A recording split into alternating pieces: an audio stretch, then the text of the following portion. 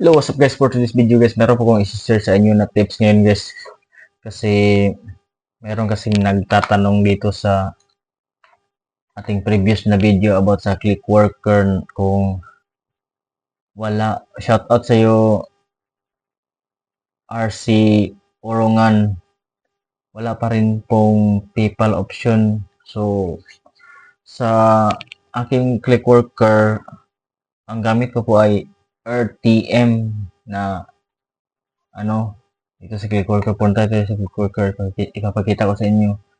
So ang gamit ko po ay ang RTM na payment method dito sa click worker. So but before that guys, don't forget to like and subscribe to my channel para update dito sa buong upload guys. So proceed tayo guys dito sa laptop guys. So ito yung comment ni RC Orungan. So wala pa rin pong PayPal option. So sa click worker, nagbago pa sila ng payment. Wala pong PayPal option dito sa click worker sa ngayon. So ang payment po nila ay dito. Ito po yung click worker. Kapagkita ko sa inyo yung payment. So dito tayo sa payment details. Sa payment details po nila, ito po ang RTM yung gamit ko. Wave payment method label RTM detail. Ito po yung payment method ko dito sa click worker. Wala pa silang PayPal. Noong una PayPal yung gamit tapos nag-change sila ng payment method ngayon. So RTM na naman. So mayroong e-wallet. So mayroong RTM. So maganda naman yung RTM, kaso yung RTM mayroon sila mahigpit yung nila. Dapat kung mag-login ka, 3 beses ka lang mag-login. Kapag hindi na valid na yung password mo, mag-antay ka ng ilang minutes or every day, kasi dapat 3 beses ka lang mag-login sa RTM. At mayroon silang authenticator. So RTM naman meron silang website. Ito website sa RTM. Meron silang website, meron silang application. Ito yung website nila.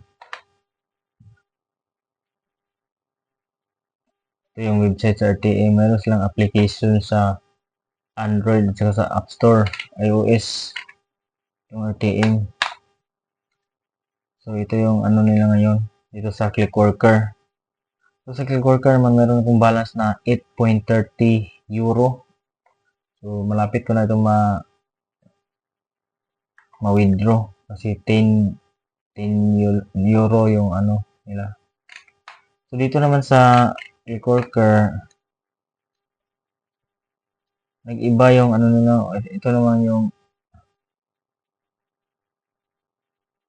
UHRS sa click worker, hindi pa po magamit yung UHRS. So April 16, 2026, UHRS assessment is momentarily offline for technical maintenance. So mayroon po silang update sa UHRS dito sa click worker. So medyo na-stop yung natin trabaho dito sa click worker. So meron naman mga jobs dito sa in-offer na jobs dito sa kanilang dashboard. Dito sa baba, available jobs, UHRS additional projects, help train and notification application. Ito naman pwede din ito mga survey. So sa UHRS nila, maintenance pa talaga yung UHRS nila. So sa UHRS talaga ako kumikita dito sa click worker. So meron silang quick update dito sa UHRS momentarily offline, will be back soon. So mag-antay po tayo ng update dito sa UHRS kasi konektado po ito sa click worker. So malaki pong kitaan dito sa UHRS. So dito po tayo magtatrabaho dito sa UHRS.